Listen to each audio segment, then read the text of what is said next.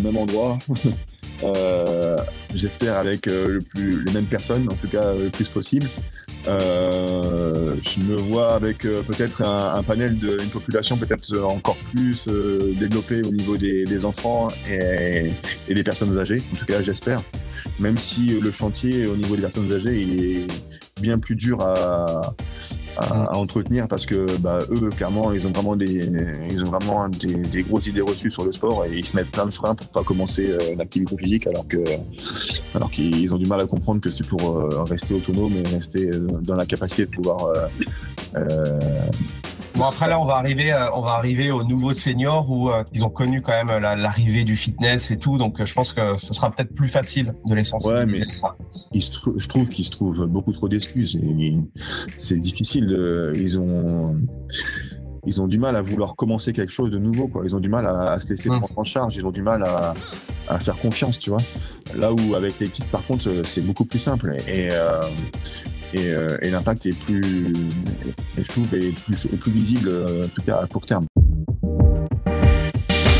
Je suis Andy Poiron, entrepreneur et amoureux de sport. Je suis le propriétaire de Away, un centre de coaching hybride à 360 sur Dijon, et également consultant où j'aide les coachs sportifs et les propriétaires de studios, de box CrossFit et de clubs de fitness à développer leur entreprise.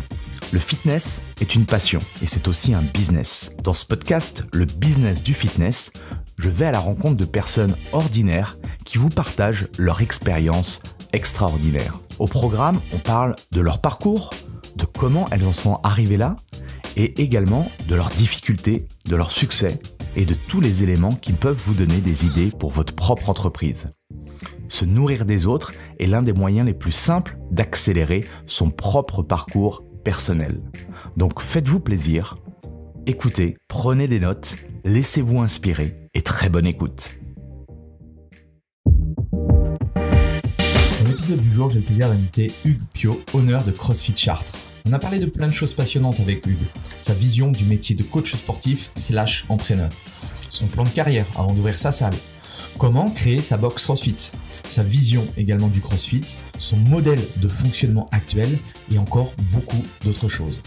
Bref, je ne vous en dis pas plus et je laisse place à ma conversation avec Hugues. Bonjour à tous, bienvenue sur le business du fitness et aujourd'hui j'ai la chance d'être avec Hugues. Salut Hugues. Salut. Merci de te prêter au jeu du podcast. Juste pour se chauffer et démarrer du coup cette interview, est-ce que déjà tu peux te présenter en quelques mots?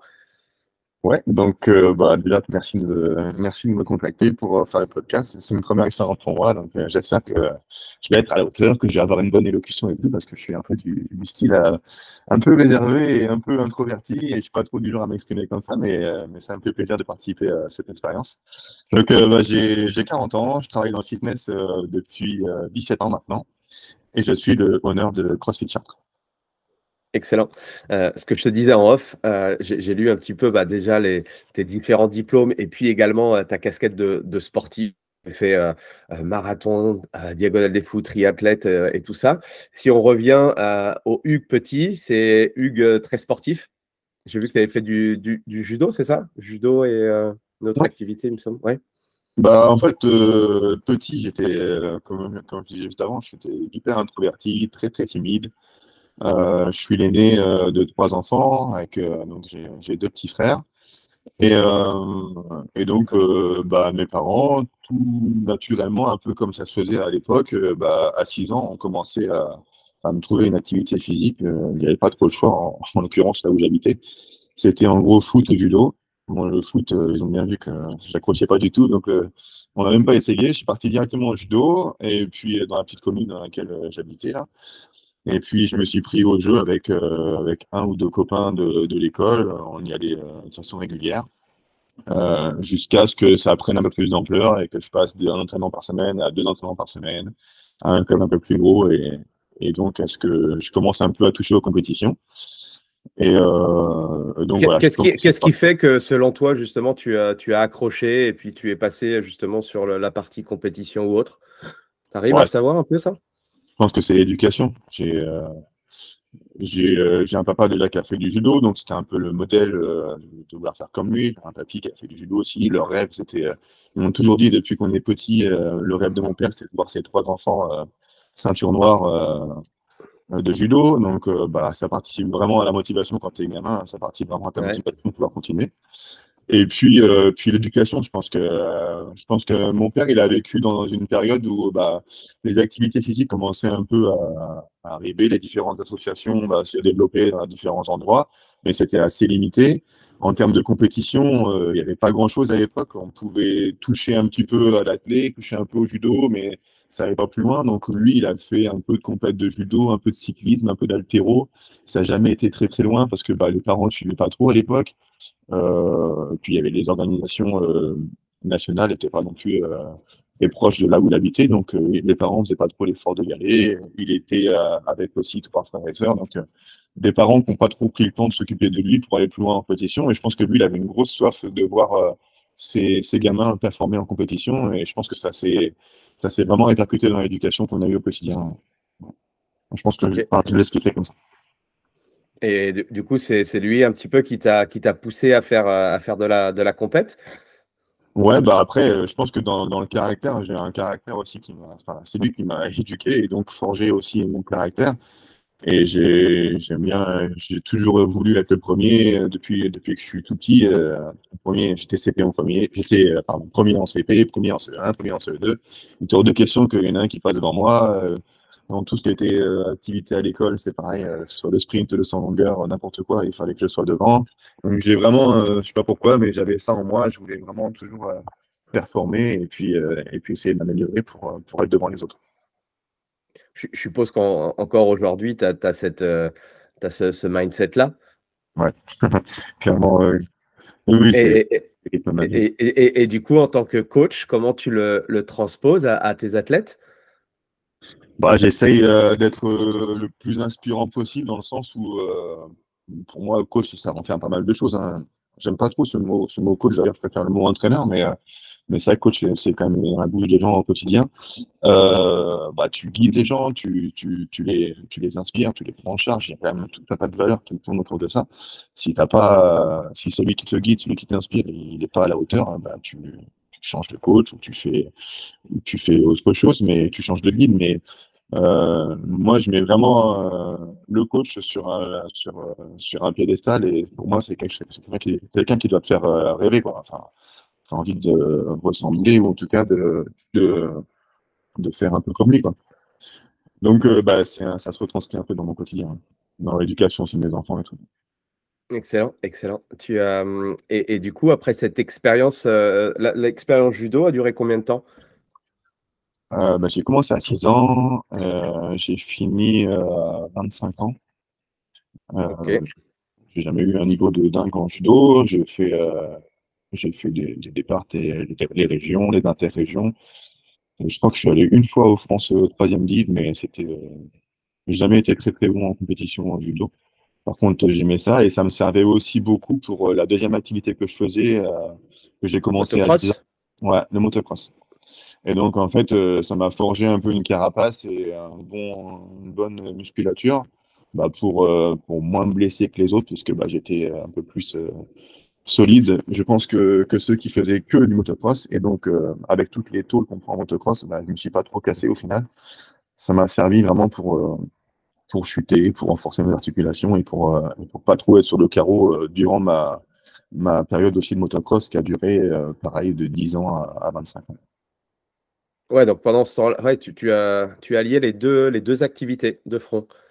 C'est ça, avec une préférence claire pour le motocross, mais il était hors de question pour mes parents comme pour moi de lâcher le judo parce que déjà je voulais avoir la ceinture noire et pour moi c'était une super préparation physique. En fait, je me servais du judo comme une préparation physique pour le motocross, quoi. Donc je suis allé en section, on peut dire sport-études, mais c'est pas sport-études, c'est section judo, on appelle ça au collège. J'ai intégré une section et voilà, on avait un planning aménagé, on avait des collations aménagées, tout ça pour qu'on puisse pratiquer du judo tous les jours quasiment et la préparation physique aussi à côté. Après, quand il a fallu faire un choix et que j'ai été pris au pôle espoir à Tours en judo, Là, clairement, ils m'ont fait comprendre que j'avais plus trop le choix. Il fallait choisir maintenant. C'était soit j'allais à fond dans le judo. Dans ce cas-là, j'arrêtais le motocross et je profitais pleinement du pôle espoir de Tours. Soit il fallait que je change de voie, de cursus. Et si je voulais continuer la moto, il fallait que je sorte du pôle espoir parce que je pourrais pas mener les deux de front. Donc j'ai fait le choix de continuer le motocross. Et donc j'ai quitté le pôle espoir pour intégrer un lycée classique. Et avec le recul, est-ce que tu crois que si tu étais resté focus sur le judo, tu aurais passé les échelons supérieurs ou tu aurais monté un peu plus au niveau du judo? Ah oui, je pense que j'aurais bien progressé. Le pôle espoir est rien de tel pour pouvoir être pris en charge et être coaché correctement. Ça, il n'y a pas photo, c'est sûr. Si j'étais resté au pôle espoir, j'aurais bien plus performé au judo, je pense. Comment tu arrivais de 10 jusqu'à 18 à faire 2 activités sportives, à faire tes études? Comment tu arrivais à gérer? On sait qu'aujourd'hui, malheureusement, les jeunes font de moins en moins de sport. Qu'est-ce que tu pourrais leur dire à ces jeunes-là? Bon, déjà, j'avais des parents dévoués à 100% pour nous. Donc, c'était pas un frein pour eux de nous emmener à l'entraînement en plein mois de janvier à 19h30, alors que l'entraînement, il était à 25 bornes de chez moi. On rentrait, il était 21h30. Après, la condition de tout ça, de tous ces efforts que mes parents faisaient, c'était l'école. C'était la condition unique pour pouvoir continuer tout ça. Et si je carburais bien à l'école, j'avais tout ce que je voulais. Si à l'école, ça plantait, ils savaient où mettre les freins pour que l'école aille mieux, quoi. Donc, moi, c'était ma carotte, hein, clairement. J'avais des facilités à l'école.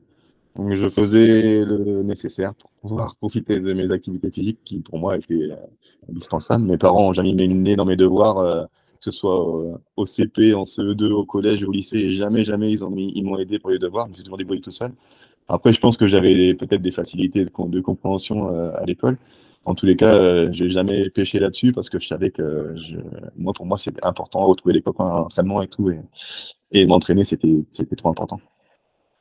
Ouais, là, tu touches du doigt aussi quelque chose d'important, je pense, l'éducation et tes parents qui étaient là justement pour t'emmener. Moi, je me souviens que mon papa m'emmenait les matchs tous les samedis, il était là, il faisait des déplacements. Alors, après, quand j'ai commencé à jouer à un meilleur niveau, il se déplaçait dans le sud de la France. Enfin, bref, et tu sens que, en tout cas pour moi aussi, ça a été important, mes parents dans un choix aussi à la fois de sport, mais de vie de manière générale. Tu m'as partagé que tu avais des enfants, c'est ça? Oui. Comment tu fais justement pour leur inculquer tout ça au quotidien? J'essaie de pareil, hein, de par l'éducation, j'essaie de faire passer ces valeurs-là aussi, qui me semblent toujours aussi importantes aujourd'hui. Savoir que voilà, faut mériter tout ça et donc faut bosser à l'école, il faut être le plus le plus gentil possible et le plus comment te dire, éduqué possible pour pouvoir profiter de tout ça. Donc je sais où mettre les freins quand ça va pas, ou j'ai l'impression de donner tout ce que je peux quand tout va bien, mais quand ça va pas d'un côté, je sais où pardon mettre le doigt pour que ça aille mieux aussi. Donc j'ai l'impression de les éduquer un peu comme moi j'ai été éduqué, même si quand je le raconte, j'ai l'impression que c'était la Russie. Parce que on n'a pas les mêmes technologies, on n'avait pas les mêmes technologies qu'on a aujourd'hui, qu'on avait à l'époque. Et pour eux, c'était des fois, c'est des fois incompréhensible ce que je leur raconte. Mais je ne suis pas traumatisé de cette éducation. Moi, au contraire, je trouve que ça a fait de moi, quelqu'un de pas trop mal. Et donc, j'essaie de leur inculquer ça aussi. Je te dis ça parce que moi, j'ai un petit garçon de 3 ans et demi et un autre petit gars il a quel âge? 7 semaines là. Donc, ouais, bon, pour l'instant, voilà, j'ai toujours et j'en parle avec ma femme en disant, j'espère qu'ils vont aimer le sport comme nous, j'espère que. Et souvent, on te dit, oui, mais c'est l'éducation, ça part des parents et tout. Donc, je me dis, voilà, comment je vais m'y prendre pour justement les amener à aimer le sport, à aimer certaines valeurs que je me retrouve dans tes paroles et tout.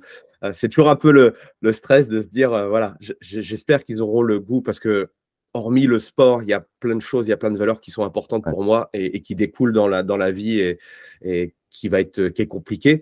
Et c'est vrai que le sport, tu retrouves certaines choses qui font que, en tout cas pour moi, personnellement, ça m'aide au quotidien et dans plein de choses. Donc, je pense que c'est important aussi pour moi de le faire transpirer à mes enfants.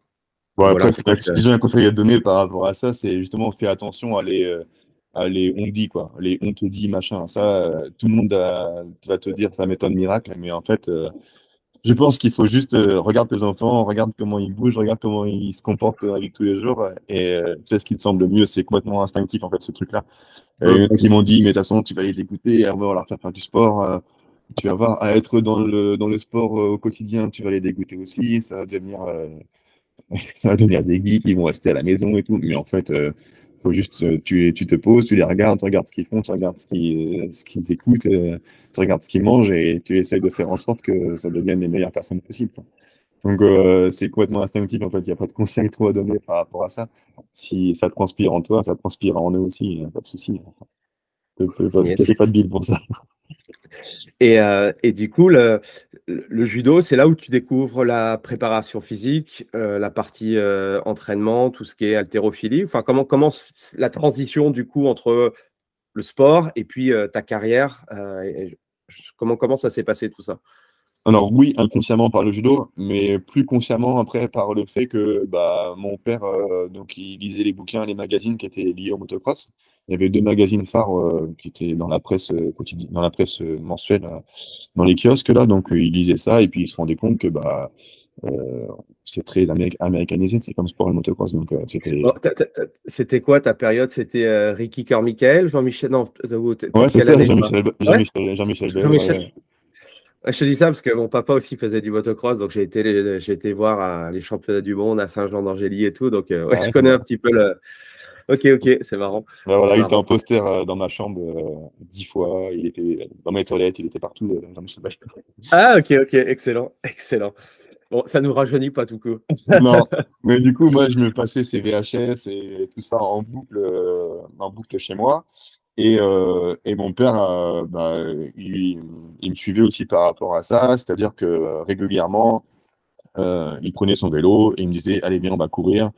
Et je savais bien que le on va courir, ça allait pas s'arrêter à ça. En gros, on faisait, je sais pas, 1 kilomètre de course à pied. Après, il me disait, voilà, entre deux poteaux, tu fais des sauts de grenouille. Après, tu cours au poteau d'après. Le poteau d'après, tu fais 30 pompes. Ensuite, tu avances et arrête-toi maintenant. Tu me fais 50 jumping jack. Et en fait, il me faisait faire un peu du circuit training sans le savoir et sans savoir non plus trop comment faire. Mais il me faisait faire ça bah, dès que j'ai commencé à goûter à la compétition motocross, c'est-à-dire dès 11 ans. Et il me prenait en charge comme ça une fois la semaine, qu'il pleuve, qu'il vente, qu'il neige. Il prenait son vélo, lui, et puis moi, je savais que je partais pour la boucle de 5 km, mais la boucle de 5 km, elle pouvait durer 1 heure et demie, quoi. Ça pouvait, enfin, des fois, ça me paraissait très très long. Et donc, il me faisait alterner de la course à pied, longue distance, mais aussi des sprints, mais aussi de la plio, mais voilà, tous les mouvements basiques qu'on peut faire quand on n'a pas de matériel, quoi. Je pense que à ton âge, tu devais être au niveau conditions physiques par rapport aux autres. Je pense que tu étais au point là. Ah bah ouais, carrément. Bah, ah ouais, je le voyais bien en fait, même au judo et tout, je voyais bien tout ce qui. Il y avait des concours, il faisait des concours de gainage et tout à l'époque, des concours d'abdos et tout. Et je voulais gagner à chaque fois parce que je savais que moi j'en faisais à côté et donc j'étais fort à ça, quoi. Et j'ai vu qu'au niveau cursus, tu avais fait du coup, tu étais rentré à l'Uni faire le STAPS, c'est ça? Ouais, ouais. Donc après mes années lycée, enfin au collège, j'ai toujours voulu faire prof de PS dès que je suis rentré en sixième. Je me suis dit que c'est ce métier-là que je voulais faire et tout. Et donc, j'en démordais pas tout le cursus collège, tous les rendez-vous qu'on a pu avoir avec les conseillers d'orientation et tout ça. Pour moi, il n'y avait pas d'autre choix que de faire prof de PS. Et donc, naturellement, j'ai tenu bon parce que j'avais envie de trinquer au lycée. J'en avais vraiment marre des cours. J'aime pas ça à l'école. Et je trouvais pas de sens à aller en cours d'histoire. Je trouvais pas de sens à faire des maths. Je trouvais pas de sens à tout ça. Euh, et autour de moi, personne n'avait fait des études au-delà du bac. Donc, je me suis accroché pour vraiment aller en STAPS, mais j'aurais pu décrocher 20 fois en première quand mes potes ils partaient en CAP et qu'ils commençaient à gagner un peu leur vie, tout ça, et je me disais, ah, mais c'est ça que je veux en fait. Je veux gagner ma vie, je veux gagner de l'argent, moi aussi, je veux profiter un petit peu de tout ça. Et mes parents m'ont dit, mais non, mais faut que tu tiennes et tout, t'as encore un an à faire, encore un an à faire. Et puis au final, j'ai réussi à tenir et à décrocher un bac S, donc bac scientifique à l'époque, pour pouvoir intégrer le STAPS donc en 2002. Et Ok. donc à l'époque, les STAPS, c'était clairement, on rentrait une promotion de 400. Clairement, on nous a dit dès le départ, bon, bah, il y en a 200 qui passeront en deuxième année, et les autres, vous allez faire autre chose dès la deuxième année. Et moi, bah, voilà, j'ai découvert un peu, enfin, je trouvais enfin qu'il y avait un sens dans les études, puisque bah, l'anglais était adapté au sport, l'histoire est adaptée au sport, la législation est adaptée au sport, la bioméca, c'était toujours lié au sport. Enfin, je trouvais enfin un sens à l'école et j'ai commencé à aimer l'école à la fac. Ouais. Je comprends aussi. J'ai un peu cette même vision des choses. Et du coup, t'en gardes le STAPS aujourd'hui, t'en gardes un bon souvenir. Ça a été pour toi intéressant en termes de connaissances, en termes de structure par rapport à la personne et à l'entraîneur que tu es aujourd'hui. Oui, mais plus dans le sens maturité. Si tu veux, j'avais l'impression en fait que chaque année que je passais en STAPS, je gagnais 5 ans de maturité. Parce que bah, je me suis un peu ouvert sur le monde. Là où je sortais de ma cambrousse, là, il a fallu que je me débrouille tout seul. Je me suis retrouvé dans une grande ville, dans un appart, libre de faire ce que je voulais et de faire aussi toutes les bêtises que je voulais aussi. Enfin, il a fallu que je me prenne un peu en main. Et j'avais l'impression, même avec du recul, là, j'ai l'impression que chaque année que je faisais un STAPS, je prenais 5 ans d'âge, quoi. Et je pense que pour faire ce métier-là, pour coacher les gens, il faut avoir une certaine maturité. Et si j'avais été directement vers le cursus jeunesse et sport pour passer un 2 à cette époque-là, je serais passé à côté de toutes ces années-là. Et je pense que c'est des années qui m'ont apporté aussi des connaissances. Mais surtout, ça m'a apporté de la maturité, une ouverture sur le monde et pas mal de choses qui m'ont fait évoluer, quoi. Par rapport à justement aujourd'hui, j'ai l'impression que les jeunes qui rentrent dans le cursus, ils veulent le plus rapidement possible devenir coach et enseigner. Qu'est-ce que tu en penses pour toi par rapport à ça, du coup? Bon, je pense qu'en fait, ils prennent le problème à l'envers, quoi. Enfin, pas mal de personnes viennent se présenter à moi pour être stagiaire ou pour faire un cursus en alternance, tu sais, pour passer le BP, et trucs comme ça. Et en fait, eux, ce qu'ils voient, c'est un diplôme, enfin, des connaissances derrière un diplôme. Mais moi, ce que je vois, c'est que quand tu leur parles, ils baissent les yeux. Quand ils arrivent, ils sont pas forcément à l'heure. Il n'y a pas de savoir-être, il n'y a pas de passion. Ils t'écoutent pas quand tu parles. Enfin, il y a toutes ces choses-là. En fait, pour moi, c'est juste essentiel pour faire ce métier-là. C'est pas juste acquérir un diplôme et puis après profiter de ce diplôme pour travailler. Et, euh, et donc, avant d'être un bon coach, il faut déjà être une bonne personne, je pense. Après, je leur explique bah, ma vision des choses à moi, c'est comme ça et que bah, je peux pas les aider dans le sens où si ça vient pas d'eux-mêmes, si c'est pas par passion qu'ils font ça, bah, c'est pas la bonne orientation qu'ils ont, quoi. En tout cas, à mon sens. Dès le collège, hein, dès les stagiaires collège que j'ai là, le troisième là, je leur montre que bah déjà, s'il met les mains dans ses poches pendant qu'il m'écoute, enfin, c'est des choses qui sont juste improbables de mon point de vue, mais c'est des choses que je vois tous les jours. Et c'est des gens comme ça qui veulent devenir coach, qui veulent devenir éducateur sportif. Bah, c'est chaud, quoi, hein. Donc, avant de partir sur une explication de ce que j'ai appris en STAPS, de ce que j'ai appris sur un BE ou sur un BP, bah, je préfère leur dire que ça passe déjà par un savoir-être, quoi. Non, ça, le problème, c'est que c'est un peu plus difficile à retranscrire et souvent, bah, on en revient toujours à l'éducation, je pense.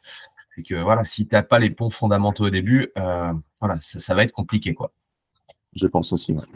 Mais après, peut-être que je me trompe, mais ça a changé, ça a évolué aussi, hein. Moi, j'ai peut-être une vision un peu vieillotte du truc, et puis voilà, je suis un vieux con, et puis voilà. Mais j'en démords pas, quoi. Pour moi, c'est celui qui fera la différence, c'est celui qui sera passionné, qui saura se tenir, qui saura s'adapter à n'importe quelle situation, à n'importe quelle personne, qui saura écouter, qui aura le sens des responsabilités. Enfin, pour moi, c'est essentiel, quoi. Alors, on est peut-être des vieux cons, mais quand même, bon, le savoir-être, c'est quand même la base, surtout pour un métier où nous, c'est des relations humaines, quoi. Donc, c'est sûr que si tu n'aimes pas les autres ou tu sais pas trop leur parler, déjà, tu vois, sans avoir de connaissances ou de compétences par rapport à notre métier, c'est déjà, tu vois, un frein, je trouve. Ah ouais, il me semble aussi. Ça me semble évident aussi. Et du coup, STAPS, après, tu passes du coup le BE, c'est ça? Ouais, donc en fait, je me suis rendu compte qu'en STAPS, au final, tout le monde suivait un peu comme des moutons pour aller chercher un master, ou pour aller chercher un DESS, ça. Moi, ça me faisait pas rêver du tout. Moi, ce que j'avais envie, une fois que j'avais ma licence, pour moi, c'était je voulais travailler, moi. Sauf que j'ai pas une licence pro, j'ai une licence normale, j'ai une licence entraînement sportif. Et donc, avec cette licence-là, Donc ok, là, l'envie d'être prof de sport, du coup, c'était plus d'actualité. ah non, bah dès la première année en fait. Dès la première année, Ouais. quand ils ont fait des unités là pour découvrir le management, l'entraînement, tout ça, j'ai vite vu que ça allait pas me plaire du tout. Il a suffi d'un stage en établissement scolaire pour que je comprenne que c'était pas ça du tout que je voulais faire. Ok. Et donc Ok. après, je me suis plutôt orienté vers le management. Le management, il y avait beaucoup de termes que je comprenais pas et tout. Bon, ça, j'ai pas fait beaucoup d'efforts pour comprendre. Et en fait, ce qui m'a collé à la peau tout de suite, c'est l'entraînement, quoi. Je me suis dit, ah ouais, ça c'est trop bien. J'allais en cours avec le smile et avec l'envie de dévorer tout ce qu'on allait me dire, quoi. Donc tout ce qu'on allait montrer. Donc j'avais vraiment envie. Je me suis pris de passion pour l'entraînement en deuxième année quand il a fallu choisir une orientation, quoi. Donc là, tu mets tout ton focus là-dessus. Tu passes du coup ton BE et la suite pour toi par rapport à ça. En Tu licence, rentres dans la vie active. En licence, déjà, je croyais que j'allais pouvoir être préparateur physique. Je pensais qu'on pouvait en vivre. En fait, on te fait rêver en te disant que tu vas sortir avec des connaissances et des compétences de dingue. Et donc, moi, dans ma tête, je pensais que j'allais pouvoir sortir de la licence en étant préparateur physique. Mais bon, j'ai bien vu que, une fois que j'avais ma licence, que je pouvais pas être préparateur physique tout de suite, quoi. J'avais aucune connaissance de terrain. J'avais jamais coaché qui que ce soit. Et Et donc, même si tu avais parce que je pense que tu as eu avec le judo ou avec le motocross, tu avais quand même des relations et un réseau. Non, t'as pas essayé du coup de creuser de ce côté-là? ici, je suis allé faire un stage, par exemple, au Pôle France de Bourges, là, au motocross. Je suis allé dans des clubs de judo aussi pour voir s'ils n'avaient pas des besoins particuliers par rapport à ça. Mais à chaque fois, j'étais confronté à, bah non, on n'a pas de budget pour ça. Et je me suis dit, mais à quel moment je vais pouvoir vivre de ce métier-là, quoi, si personne n'a de budget pour prendre des préparateurs physiques. Je suis arrivé à la conclusion où, en fait, j'avais l'impression qu'il n'y avait que le foot à l'époque où on pouvait vivre de la préparation physique ou de la préparation mentale, quoi. Et donc, je me suis dit, bon, bah, euh, il faut que je trouve autre chose. C'est pas la vraie vie, ça, de vivre de la préparation physique. En tout cas, j'avais pas du tout envie de mettre un pied dans le foot parce que je déteste le foot depuis le début et que je m'intéressais pas du tout à ça. Et donc, bah, à l'époque, j'avais une copine qui s'était mise dans le fitness et puis qui m'avait invité à venir aller faire un cours avec elle pendant que j'étais en licence, donc toujours à la fac. Ok. Et je sais pas pourquoi, mais j'ai adoré en fait le step débutant que j'ai fait, j'ai adoré le body pump que j'ai fait. Je me suis dit, oh là là, c'est énorme ça de. Je savais pas qu'on pouvait vivre de ça en fait, de devenir éducateur sportif dans une structure comme ça où on fait faire du sport aux gens et tout. J'y voyais que des points positifs. Mais c'est ça que je vais faire en fait. Faut que j'aille faire un stage. Et donc, à l'issue de ma licence, je me présente dans la plus belle structure de ma commune, là, qui s'appelait Agoliva, là, donc sur la banlieue de Chartres. Je vais les voir en proposant mes services, en disant, voilà, je sors de la fac, j'ai ça et ça comme prérogative, mais moi, j'aimerais passer un BEMF à l'époque, donc un brevet d'état métier de la forme. Grâce à la licence entraînement, il me restait plus que le module C à passer de la partie spécifique, donc autant te dire trois fois rien, quoi. Pourtant, il fallait quand même que j'intègre un institut et que je me présente à l'examen final. C'était un examen terminal. Et je savais que la condition, c'était de faire un an en tant que contrat pro dans une structure, quoi. Et donc, je suis allé les voir pour demander s'il n'y avait pas des besoins particuliers. Ils m'ont dit que non. Je suis retourné les voir. Vous êtes sûr? Parce que moi, vraiment, ça me plaît, ce truc-là et tout. Et en fait, tant que j'avais pas rencontré le gérant, et ben, j'avais des refus. Une fois que j'ai rencontré le gérant, il m'a dit non, mais j'ai pas besoin particulier, mais votre ténacité m'intéresse, votre façon de vous exprimer et tout m'intéresse. J'ai envie de vous voir un peu à l'œuvre. Donc, on fait un stage d'une semaine. Il m'a pris en stage d'une semaine, comme ça, à l'issue de la fac. Je sais même plus T'avais quel âge à cette époque-là? Ouais, 2006, alors je sais plus, j'avais 23 ans. Ouais. Ok. Donc, il me fait faire un stage de pratique. En fait, il me dit, bah, je vais voir comment tu te comportes durant cette semaine-là. Je vais voir si tu as soif d'apprendre tout ça et tout. Je vais observer un peu. Et puis, bah, moi, je suis tombé sur des profs plus ou moins passionnés. Et moi, j'étais là-bas H24 de l'ouverture à la fermeture. Et j'étais prêt à tout pour qu'ils me prennent en contrat pro pour l'année qui suivait, quoi.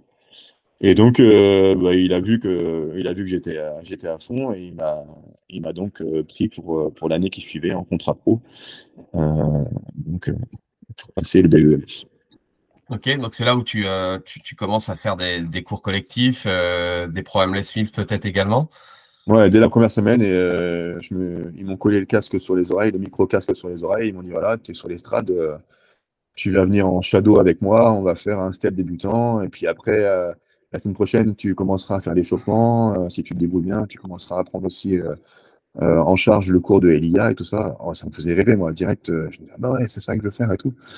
Et donc, bah, voilà, dès septembre, j'ai intégré le cursus pour pouvoir faire ça en alternance, c'est-à-dire, je crois que c'était lundi, mardi à l'école et le reste du temps en structure. Tu étais où au BEMF? J'étais à, Du côté de Chartres, non? j'étais à l'IPMS de Tours, donc au niveau de l'institut. Ok, Et la structure, d'accueil, c'était Aguaviva qui se trouvait à Luisan, près de Chartres. ok. Et du coup, cette expérience-là, c'était comment? Bon, c'était magique, moi j'adorais, j'étais à fond.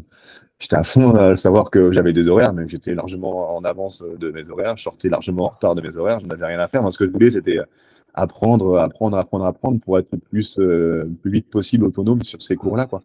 Donc, en l'espace de, je sais pas, 3 mois, j'étais déjà formé body pump, body balance, j'ai fait quoi, body jam, body attack. Enfin, j'avais déjà tous les programmes Les Mills qui étaient quasiment dans, dans mes bagages. Je coachais des cours tout seul, enfin, j'animais des cours tout seul. J'étais à fond aussi dans le step parce qu'à l'époque, j'avais comme formateur Morgan Moreau. Et Ouais. j'avais accroché à fond avec lui, et donc j'ai été pris aussi de passion pour ça, et donc ouais, j'étais au taquet au point de me blesser, hein, parce que j'ai fait n'importe quoi. Du coup, j'étais sur le praticable du matin au soir. Je me suis tapé des périostites à gogo, mais il était hors de question que j'arrête. Alors du coup, je prenais des médocs pour pas avoir mal. Enfin, c'était un engrenage dans lequel j'étais parti qui était un peu oufissime, mais pour moi, il n'y avait pas de frein, et il n'était pas question que je m'arrête, et il fallait absolument que j'engraine un maximum de connaissances et de compétences jusqu'à ce que j'ai le diplôme, quoi. Et donc, suite à cette année de BE, alors, qu'est-ce qui se passe après pour toi? Bah, il me propose un CDI direct, parce que bah, je pense que je faisais plus que le job d'un coach à plein temps. Donc, il m'a proposé un CDI direct à 35 heures. Et là, tout de suite, ça s'est un peu durci dans le sens où on m'a collé entre 25 et 28 heures de cours collectifs par semaine à coacher. Faut savoir Ah que ouais. à l'époque, les cours collectifs, tu les faisais à fond, hein. J'avais 6 à 7 body attack par semaine. Je sais pas si ça te parle. Wow. Ouais. J'avais 7 body pump, j'avais 3 body jam, j'avais des body balance Ah, à gogo, c'est du le meilleur squat. moyen de te dégoûter, quoi. Ouais, bah j'étais à fond, j'étais à fond. Je sortais d'un cours trempé, j'allais prendre une douche, je repartais, je mettais les affaires, je repartais. Mais j'étais sur la corde raide, quoi. J'étais limite d'exploser. Et quand j'allais voir mon manager en disant, bah, c'est pas possible, je fais un peu trop d'heures en cours collectif, il me disait, non, mais te plains pas, t'es à 35 heures, tu fais que 25 heures de cours collectif, tu pourras en faire 35. Donc, voilà, c'était ça sa réponse. Ouais, Donc, d'accord. donc j'étais confronté à un mur et j'ai bien vu que rapidement, en l'espace de 6 mois en étant CDI, j'ai bien vu qu'il n'y avait aucune évolution possible dans ce club-là et qu'il n'y aurait pas non plus d'évolution possible sur mon salaire et que j'aspirais un peu à autre chose, dans le sens où moi, je me voyais pas à ce niveau-là pour cet investissement-là, quoi. Mhm. Et donc, tu fais quoi? Tu décides d'aller dans un autre club? Comment tu vois la chose? Bah, je rencontre ma femme là-bas, dans ce club-là. Et puis donc, on se met ensemble et rapidement, je donne ma démission pour être indépendant. Donc, Ok. je me lance et je dis, bah voilà, je démissionne de ce CDI-là pour être indépendant. Donc là, ils m'ont tous dit, mais t'es malade et tout, t'as vu ce que tu quittes, tu te rends pas compte, aujourd'hui, un CDI, on quitte pas ça comme ça. Et moi, ils n'arrivaient pas à prendre en compte mes demandes et le fait que je sois au bout du rouleau, quoi. Et je dis, ben moi, c'est la seule solution et je ne vois pas évoluer comme ça plus longtemps. Donc ils m'ont dit, voilà, ah, vas-y, essaye, hein, vas-y, lance-toi, mais tu vas voir, tu feras comme les autres, hein, tu vas te casser la goule, hein. Il y en a plein qui avaient. Enfin, c'était le début du coaching à domicile. En Ouais. France, ça c'était beaucoup dans les grandes agglos, mais pas du tout à Chartres. Et donc ils m'ont dit, bah vas-y, lance-toi, mais tu verras toi-même, on te reverra bientôt. Et bah, il suffit de me dire ça à moi pour que bah, ça me motive encore plus. Et donc, bah, je suis parti en tant qu'indépendant pour redevenir coach à domicile et proposer aussi mes prestations à d'autres salles s'ils voulaient, mais en tant qu'indépendant, quoi. Et Mhm. donc, j'étais le seul à faire ça à l'époque, en tout cas dans l'agglo de Chartres et aux alentours. Et, euh, et donc, j'ai commencé à décrocher une cliente, puis plusieurs clients, et puis voilà. Et donc, ce business de coaching à domicile, ça a duré combien de temps? Ça a duré de 2008 à 2016 jusqu'à ce que je monte ma salle. Donc en 2008, quand je quitte mon contrat CDI le 1er avril 2008, bah, le 1er avril 2008, je crée ma société et je ne me mets pas en micro-entreprise ni en auto-entrepreneur, je me mets directement en entreprise individuelle parce que j'ai comme objectif d'en vivre tout de suite, quoi. Ouais, ok. Et du coup, comment se passent les premiers mois, les débuts? Bah, chaud parce que 15 jours après, j'apprends que ma femme est enceinte et je me dis, waouh, là je viens de tout quitter pour prendre pour prendre un emploi, pour commencer une nouvelle activité et tout ça. Et maintenant, bah, il va falloir que j'assume parce que là, derrière, j'ai un bébé qui arrive dans 9 mois et il n'est pas question de ne pas assumer quoi que ce soit. Donc, je mets les bouchées doubles en fait pour me vendre auprès de différents organismes ou participer à différentes réunions pour essayer de vendre mes services. Même si au début, mon activité est vraiment prise à la légère, quoi. Au début, je suis vraiment pris comme le gigolo de Chartres, quoi. Et Ah oui. clairement, c'était hallucinant les messages que je pouvais recevoir, les demandes que je pouvais recevoir et tout ça, quoi. C'était vraiment réservé à une clientèle très très huppée, alors que les tarifs n'étaient pas par rapport à ce qu'on pourrait comparer aujourd'hui, n'était pas dingue de chez dingue. J'étais aux alentours de 50 € de l'heure à domicile, quoi. Donc Mhm. c'était pas incroyable. Sauf que à l'époque, c'était inconcevable de mettre 50 € dans une séance de sport qui durait 1 heure, quoi. Et Ouais. donc j'étais plus pris pour le gigolo de service plus qu'au sérieux, quoi. Donc ça a mis un peu de temps avant d'asseoir un certain sérieux, une certaine notoriété, tout ça. Et puis bah, au fil du temps, le bouche à oreille, c'est assez vite répandu parce que Chartres, c'est une agglomération qui est plutôt petite. Donc, dans le bon sens comme dans le mauvais sens, le bouche à oreille fonctionne très bien.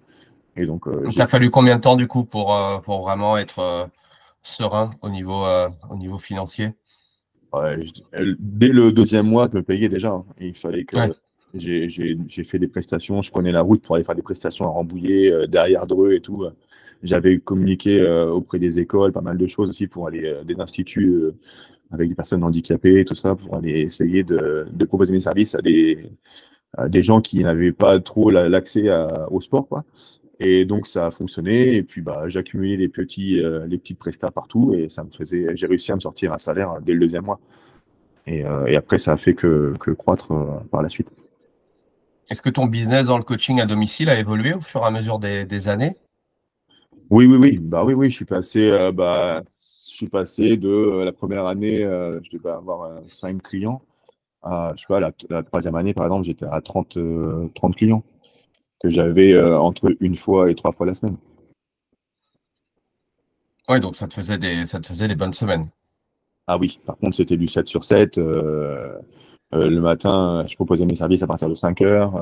Le soir, j'étais pas rentré avant 22 heures. C'était costaud comme planning, hein. C'était un rythme de dingue, hein. Et du coup, qu'est-ce qui t'a fait basculer et monter ton propre club? Eh ben, bon, ça a toujours été quelque chose qui était en deuxième plan dans ma tête, hein. J'avais toujours rêvé d'avoir un club à moi. Dès l'instant où j'ai mis le pied en tant que prof de fitness, Dès l'instant où j'ai mis le pied dans ce monde-là, j'ai toujours voulu avoir un club à moi, ça me faisait rêver. Mais bon, j'avais pas trop les capacités, j'avais pas les capacités ni financières, ni, ni de compétences pour pouvoir tenir un club. Donc, j'ai gardé ça en tête, mais pour l'instant, voilà, l'objectif c'était de pérenniser ce que j'avais et d'assurer tous les besoins dans ma famille, enfin, toutes les nécessités que ma famille avait besoin pour pouvoir combler tout ça, quoi. Donc, je vivais vraiment au jour le jour et je me disais que ce rythme-là que je m'étais imposé, là, il fallait que je le tienne le plus longtemps possible parce que bah, c'était nécessaire pour que je puisse partir en vacances, pour qu'on puisse prendre quelques congés, pour qu'on puisse investir dans une maison, pour tout ça, quoi. Et la découverte du CrossFit, ça se fait quand? Bah, entre-temps, il y a un épisode de Zumba que peut-être t'as pas vu dans les Ah non, recherches avant j'ai pas prénom. vu ça. Non. C'était assez exceptionnel. Donc, 2010, en étant toujours dans le fitness, je me dis, tiens, bah, je vais me former à la Zumba, ça commence à prendre en France, je vais faire cette formation-là et puis je verrai bien ce que ça donne. Je fais la formation avec Stéphane Massaro, qui a une école de danse à Chartres, de danse vraiment qui propose aux particuliers chaque semaine, du type rock, salsa et tout ça. Et il me dit, mais moi, je te prends dans mon école en tant qu'indépendant pour 1 heure par semaine. Puis ça devient 2 heures par semaine. Puis on arrive à 5 heures par semaine. Puis la Zumba, puis la Zumba commence à représenter un volume d'heures dans la semaine qui est autour de 10 à 12 heures pour moi dans la semaine. Enfin, Ah ouais, ok.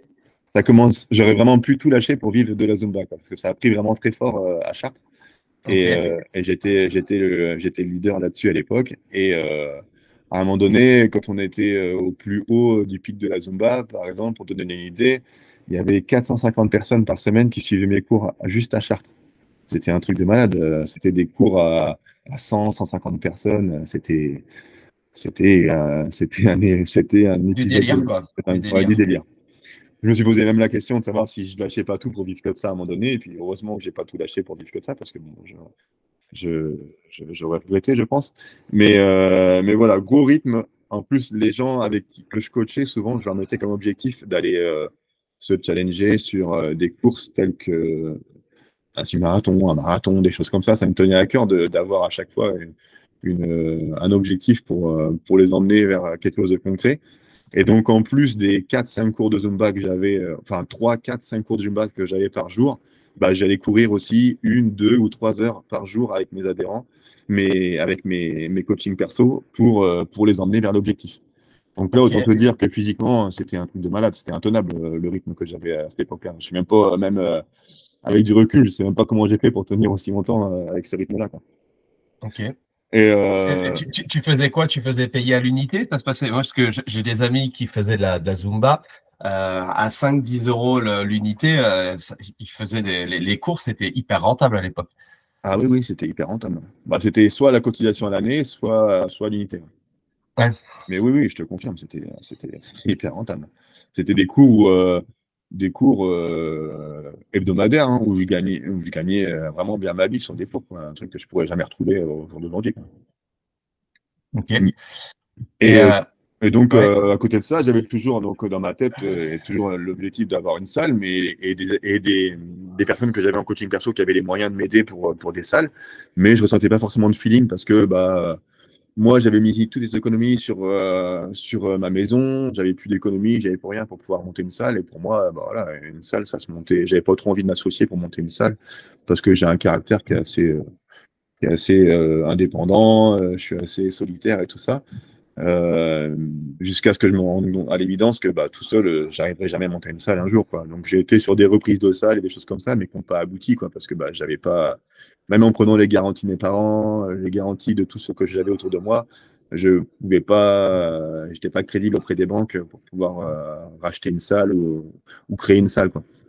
Jusqu'à ce que je tombe sur quelqu'un que je coachais, qui avait un peu la même vision des choses que moi, qui s'appelle Thierry Picard et avec qui je me suis associé pour réfléchir à un projet qui aujourd'hui est CrossFit Chartres.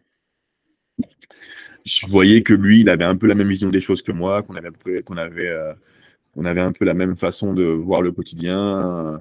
Et donc, je voyais qu'une possibilité que ça marche, c'était avec lui, quoi.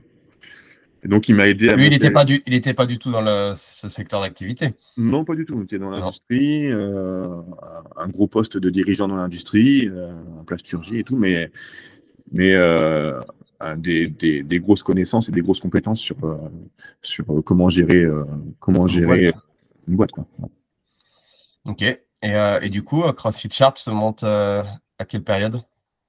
Bah, en 2014, en fait, moi, je découvre le CrossFit par l'intermédiaire de YouTube. Je sais pas pourquoi, je suis devenu fan tout de suite de ces physiques de dingue que je voyais, parce qu'à l'époque, on voyait que du Froning à gogo, et on voyait que les games, quoi, sur YouTube.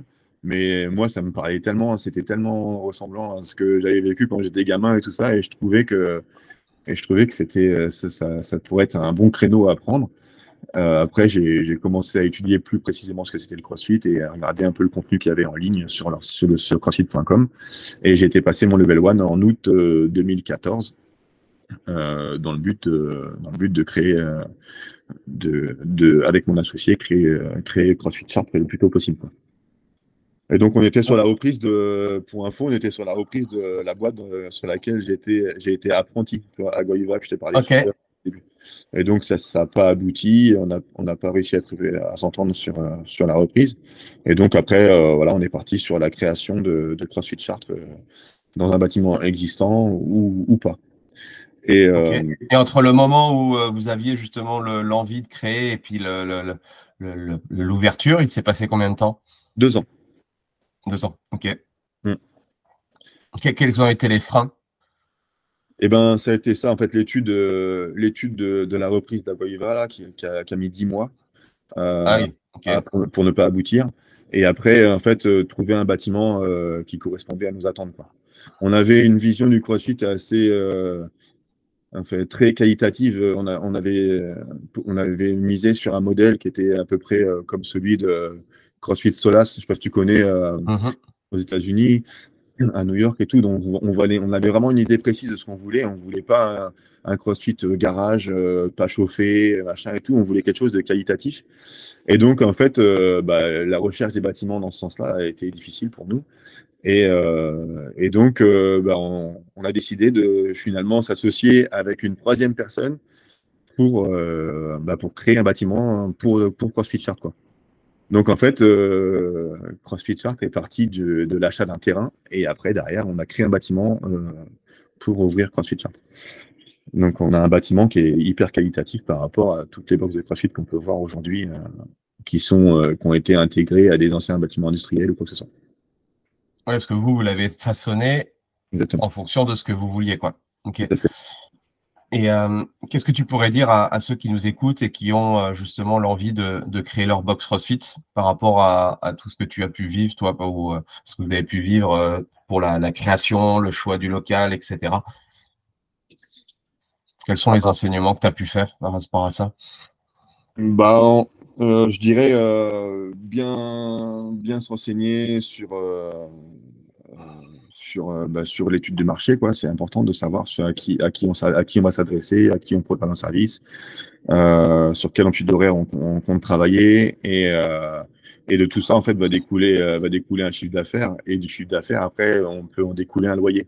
Moi, j'ai fait un peu l'inverse, et du coup, mon loyer, il pèse très lourd dans mes charges mensuelles. Bon, ok, j'ai un bâtiment qui est quali et tout, et je regrette pas. Mais derrière, pour un business comme le CrossFit, bah, ça pèse très lourd, quoi, comme dans une agglomération comme Chartres, où la cotisation mensuelle au CrossFit pour un abonnement illimité, elle est de 99 euros par mois, et pour un abonnement 3 fois semaine, elle est de 79 euros par mois. Et ben, ma capacité d'accueil, du coup, elle est limitée, quoi. Donc, voilà. Là, vous avez acheté le terrain, du coup? Ouais, la troisième personne, ouais, elle a acheté le terrain, fait le bâtiment, et du coup, nous, on loue à cette Ah oui, troisième personne. ok. Donc, Et la construction, vous avez pris combien de temps alors? bon, bah, après, ça a été relativement vite. Une fois que tout était acté et tout ça, l'achat du terrain et tout, ça a pris 6 mois. Ça a été assez vite. Ok. Et du coup, Et tu nous as parlé un petit peu, toi, ta vision du CrossFit aujourd'hui, en 2023, là, tu as gardé justement le même focus? ouais, j'ai gardé le même focus. J'ai juste réadapté ma façon de fonctionner au quotidien pour pouvoir continuer cette activité-là dans ce bâtiment-là. Ce bâtiment sur ce terrain-là, il y en a pour 1 million d'euros. Ça coûte 1 million d'euros en fait, ce qu'on a créé là. Mhm. Derrière, je peux comprendre évidemment que les charges mensuelles elles soient élevées et tout. Derrière, c'était à moi d'adapter au quotidien les tarifs, à moi d'adapter mon amplitude d'horaire, le personnel qui avait derrière les tarifs, la prise en charge client et tout ça. C'était à moi d'adapter tout ça pour que ça reste hyper qualitatif et que ce soit viable sur un pérenne, quoi, parce que sinon, bah, on allait au casse-pipe. Pour toi, qualitatif, ça veut dire quoi? Bah, c'est un service à la hauteur de ce qu'on demande comme paiement aux gens, quoi. C'est-à-dire que je reste sur un coaching avec des groupes de personnes qui sont très limités. Je reste sur une qualité d'accueil et une qualité de prestation avec des bâtiments qui restent toujours propres, chauffés, une qualité d'accueil qui est pour moi d'un bon niveau et surtout des coachs à la hauteur, quoi. Aujourd'hui, le business model là, de ta box, il y a du coaching de groupe, tu as des coachings privés. Enfin, comment ça s'organise? Comment tu t'es organisé par rapport à ça? Ouais, j'ai à peu près 7 cours collectifs par jour. J'ai à peu près 4 à 5 coachings individuels par jour aussi, un plus dans mes heures creuses. Et merde, j'ai oublié ta question, pardon.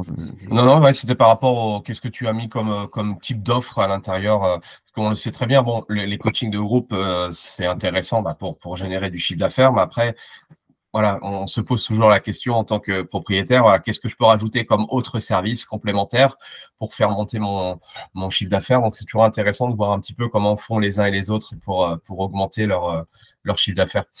Bah, on s'adresse au grand public pour tout ce qui est cours collectif. On s'adresse donc à plutôt des dirigeants d'entreprise, tout ça pour tout ce qui est coaching perso ou ceux qui ne sont pas encore prêts à aller en coaching de groupe. On s'intéresse aussi aux enfants, aux personnes âgées. On a fait des créneaux spécifiques pour eux aussi. Ouais, ok. Et puis après, bah, pour tout ce qui est entreprise, on privatise aussi l'espace pour accueillir des groupes de différentes entreprises chaque semaine. T'as un espace de séminaire ou c'est que la partie sportive du coup? Non, j'ai 2 espaces maintenant au sein de la salle. Là, j'ai un espace qui est grand, qui nous sert à faire nos coachings de groupe limités à 12 personnes. Et j'ai un petit espace à côté qui fait un peu moins de 50 mètres carrés, dans lequel on peut accueillir des groupes jusqu'à 8-10 personnes. Ok, ok, ok. Et au niveau équipe, au niveau team? Bah, ça bouge beaucoup. Ça bouge beaucoup dans le sens où bah, j'ai vécu des expériences humaines un peu dures là. Maintenant, ça va faire 7 ans là que je suis ouvert. Mhm. Voilà, j'ai été impacté par des expériences qui se sont pas très bien passées. Et du coup, maintenant, j'ai limité l'équipe était, à un moment donné, on était 8. Là, maintenant, on n'est plus que 3. Et puis, ça se passe beaucoup mieux, à 3. Dans le sens où voilà, moi, j'ai mûri aussi, j'ai accepté des choses, j'ai compris des choses et je laisse plus non plus carte blanche, surtout dès le départ à tout le monde. Là. Je fais plus confiance comme je faisais confiance avant, si facilement, quoi. Donc malheureusement, les personnes qui se présentent à moi maintenant aujourd'hui pour soit entrer en tant que stagiaire, soit pour venir coacher chez moi, bah, ils ont pas mal de cases à remplir, quoi, pour pouvoir, pour pouvoir intégrer l'équipe. Mais Un peu bon, plus exigeant, ça, ouais. ça a bougé pas mal. Là, j'ai 2 collaborateurs qui partent pour monter aussi leur affilié à l'autre bout de l'agglomération. Ouais, c'est des belles choses, c'est des belles évolutions qui arrivent. Maintenant, voilà, il y a un socle qui est solide. Et moi, pour moi, c'est important aussi de rester sur le terrain. J'ai besoin et j'ai envie d'être sur le terrain tous les jours. Donc, je coach aussi tous les jours, moi. J'aspire pas du tout à être derrière le bureau ou à gérer ça à distance. Pour moi, c'est important aussi d'être sur le terrain. Et ton équipe, ils sont, c'est quoi? C'est des indépendants? C'est des salariés? Comment tu gères cette partie ressources humaines? Bah là, à la rentrée, j'aurai 2 salariés. Donc, à la rentrée de septembre, j'aurai 2 salariés qui sont pas complètement à plein temps, mais presque. Ok, Et puis, ils ont une partie variable où eux, ils sont indépendants aussi pour aller faire des cours avec d'autres entités, quoi. ok. Et sur la partie, toi, coaching individuel, tu le gères comment? Voilà, c'est au sein même de la boîte, du coup, qui gère les coachings individuels. C'est pas des indépendants qui viennent, un peu comme dans les salles commerciales où c'est des indépendants qui peuvent faire du coaching. Comment tu t'organises par rapport à ça? Bah, soit c'est nous qui dispensons les cours, dans ce cas-là, ça passe dans le chiffre d'affaires de l'entreprise.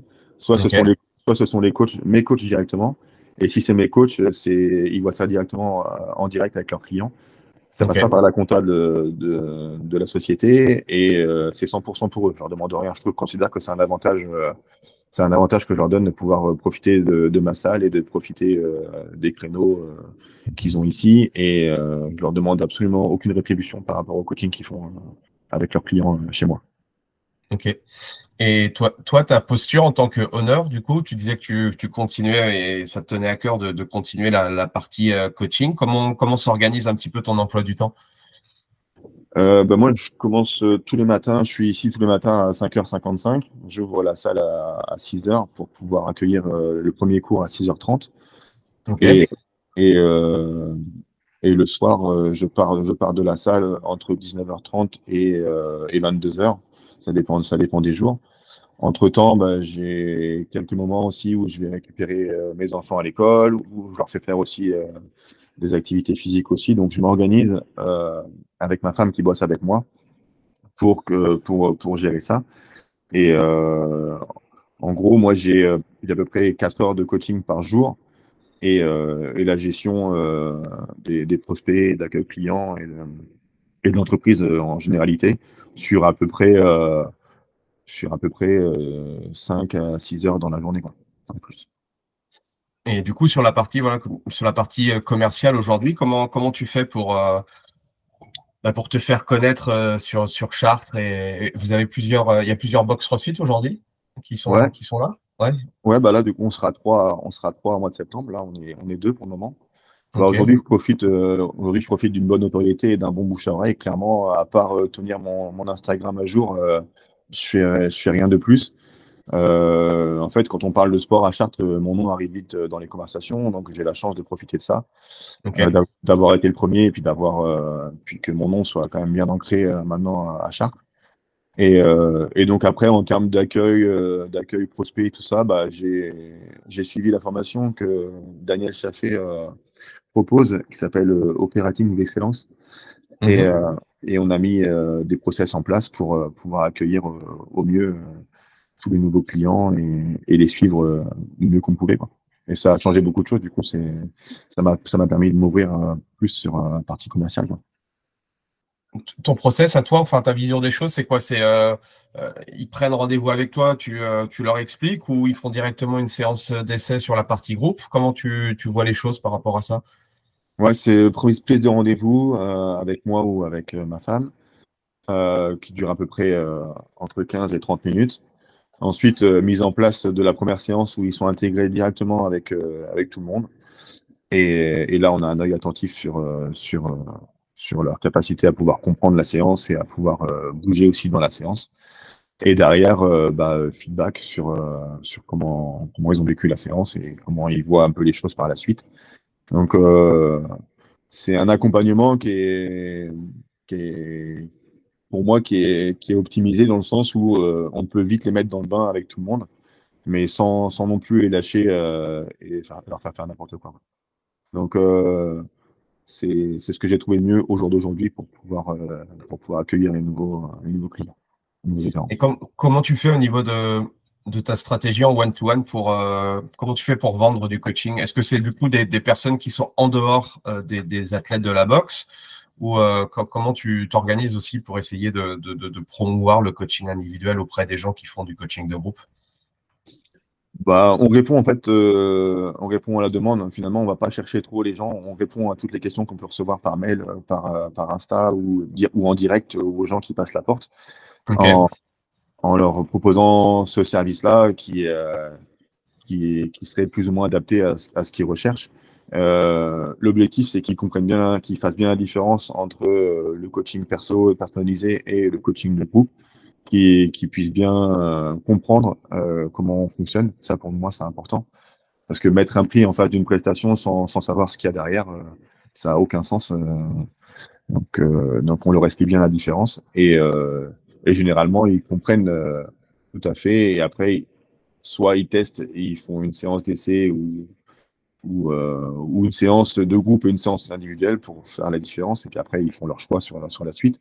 Mais je pense que ça passe par une bonne écoute dès le départ pour bien cibler les besoins. Et après, s'ils veulent en savoir plus, bah, une bonne description de clairement ce qu'on fait durant une séance pour différencier le coaching de groupe du coaching individualisé, quoi.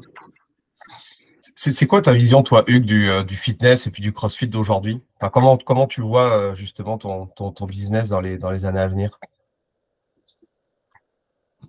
Pour moi, je trouve que on a un métier qui va prendre de plus en plus d'importance, dans le sens où les gens ils comprennent vraiment, une fois qu'ils ont mis le pied chez nous, que ça change beaucoup de choses dans leur vie. Euh, Comment, et comment quand- tu expliques que ça prend beaucoup de temps? Enfin, moi, ça fait 20 ans, mais un petit peu plus de 20 ans que je suis dans le secteur. Je me dis que, enfin, tu sais, quand tu sais les informations que toi, voilà, que tu as apprises et que tu vas à l'information, tu te dis, mais je comprends pas pourquoi tout ça, c'est pas ancré dans la vie des gens de manière systématique, tu vois. ouais, bah, je pense que c'est lié à la culture française, tout bêtement. Il suffit juste de passer la frontière pour voir comment ça se passe à côté.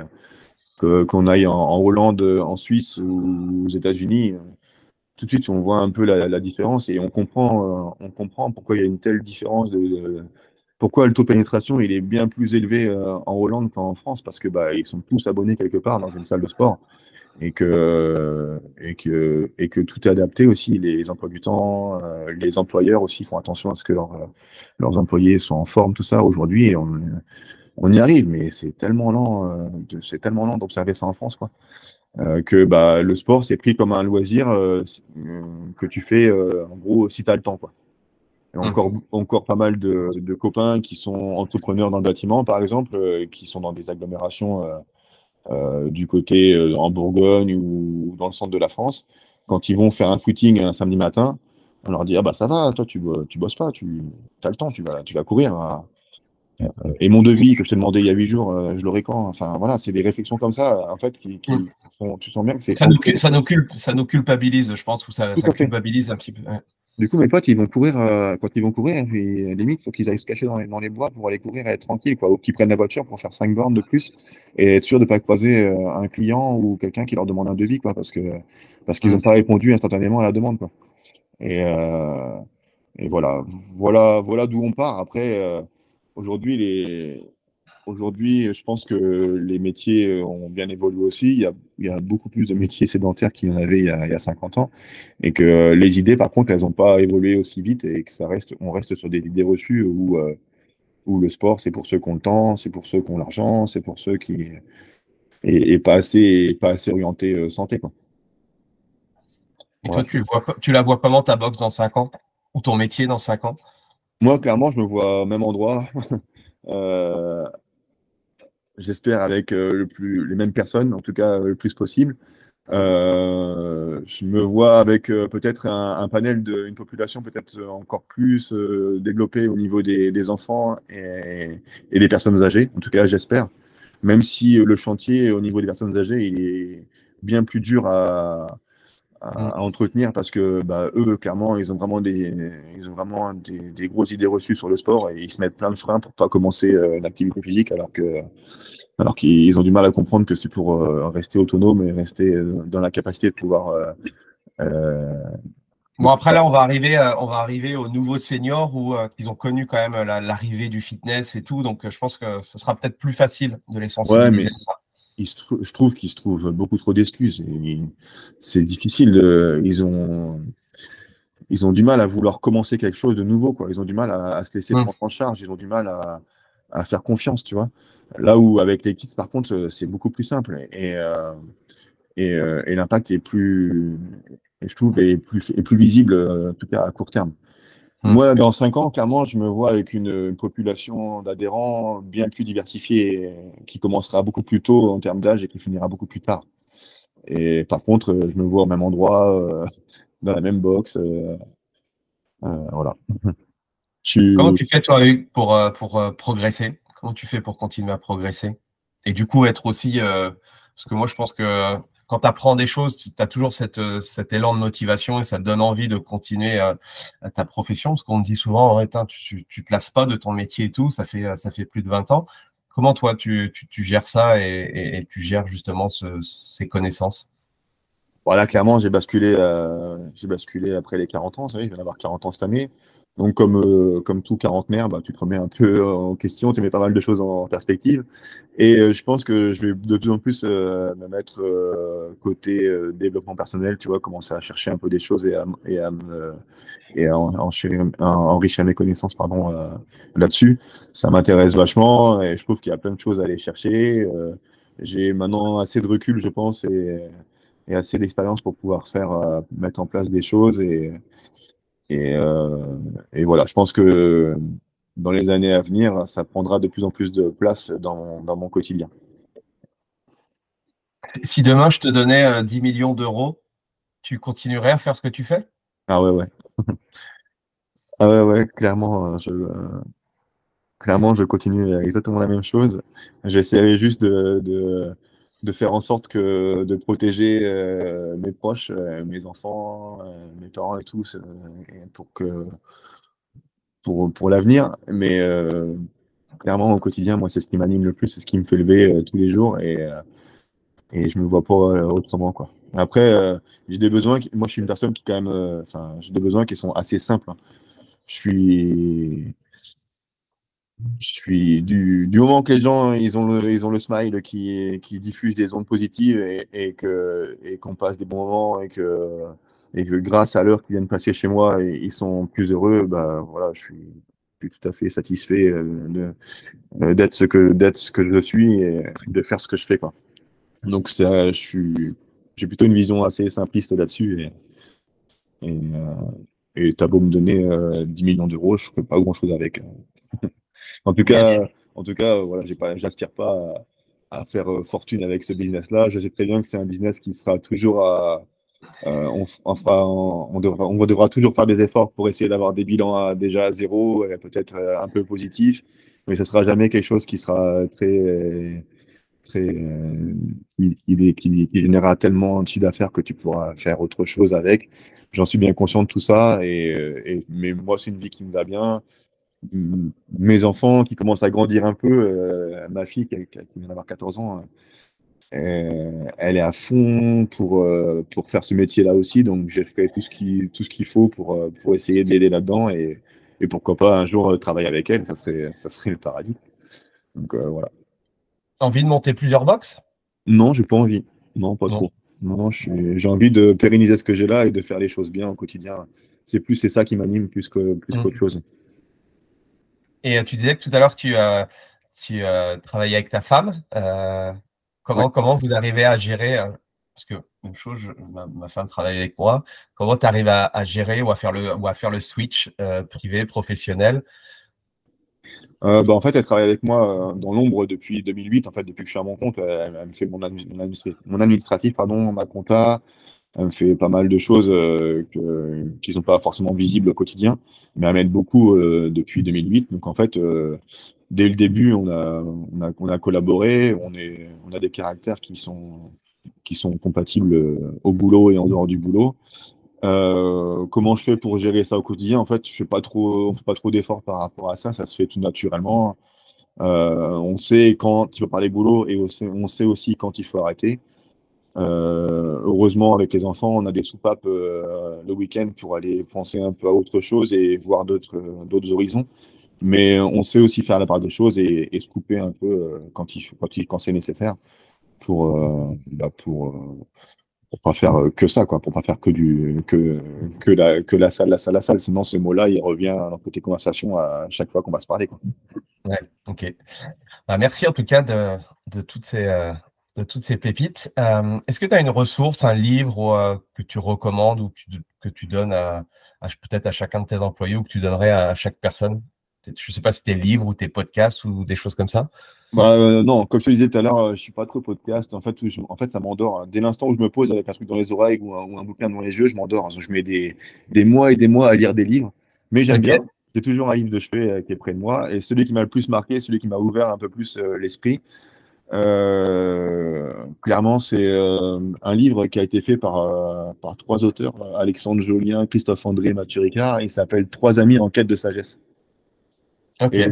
Et je sais pas pourquoi ce livre-là, je l'ai lu et relu. Et je sais pas, il m'a fait un déclic sur la vie et tout ce qui se passe au quotidien. Et ça m'a fait pas mal évoluer. En tout cas, dans ma façon de penser, ma façon d'interagir avec les gens et tout ça. Et si j'avais un bouquin à donner, ce serait celui-là. Ah bah tu vois, j'avais pas de livre pour cet été et comme je le connais pas, je vais aller le commander. Je te dirai ce que j'en pense. Okay. Eh ben merci Hugues, tu t'es très bien débrouillé. Hein. Félicitations pour quelqu'un qui n'a pas l'habitude de s'exprimer, c'est top. J'aime beaucoup ta vision des choses. J'espère que j'aurai l'occasion de venir à Chartres et puis venir te voir. Où est-ce qu'on peut te retrouver? Bon, je suis pas trop réseau non plus, mais tu peux me retrouver sur Instagram. Donc, moi, je gère le compte CrossFit Chartres. Et je gère aussi mon compte perso. Donc, c'est Hugues-Pio. J'ai aussi un Facebook sur lequel je publie pas grand-chose non plus. C'est plus pour aller voir un peu ce qui se fait. Parce que, tu sais, il y a des groupes de honneur qui sont faits. Il y a des choses qui passent qui sont intéressantes quand même sur le CrossFit. Mais encore une fois, je suis pas trop branché réseau, story et tout. Là, je fais un peu dans mon coin. Je suis déjà bien occupé à gérer ma vie sans les réseaux. Mais bon, inévitablement, j'ai quand même le nez dessus parce que c'est quand même un petit travail qui est indispensable aujourd'hui. Et voilà, donc c'est les seuls endroits sur lesquels tu peux me retrouver. Après, mon fils, si vous cherchez sur YouTube Hugues Pio, vous allez tomber sur la chaîne de mon fils où il met toutes ses vidéos de BMX parce qu'il fait du BMX. Mais, mais voilà, il n'y a rien de trop d'intéressant, rien de lié en tout cas au business du business. Yes, merci Hugues. Je te souhaite plein de bonnes choses pour la suite. Merci tout le monde d'avoir écouté jusqu'au bout. Pensez à mettre un petit 5 étoiles et même un petit commentaire à Hugues. Ça fera super plaisir. Nous, on se retrouve la semaine prochaine. Et puis, merci Hugues pour tout ça. Allez, salut. Merci Andy pour l'expérience. Merci. À bientôt. Voilà, c'est fini pour aujourd'hui. J'espère que l'épisode vous a plu. Merci d'avoir passé ce moment en ma compagnie. 2 petites choses avant de vous quitter. Si vous cherchez les notes de l'épisode ou que vous voulez tout simplement me contacter personnellement, allez sur mon site andypoiron.com. Donc tout attaché, www.andypoiron.com. Vous trouverez toutes les informations nécessaires. Et dernière chose, et c'est la plus importante pour moi, si vous voulez m'aider à promouvoir ce podcast, eh bien vous mettez un avis 5 étoiles sur Apple Podcast. Si vous regardez cet épisode sur YouTube, eh bien pensez à liker et à vous abonner à ma chaîne YouTube et pensez à en parler autour de vous, pensez à en parler à vos amis ou à vos collègues dans le fitness. Ça permettra véritablement à ce podcast d'avoir beaucoup plus de visibilité. Voilà, en tout cas, merci, à très vite pour le prochain épisode.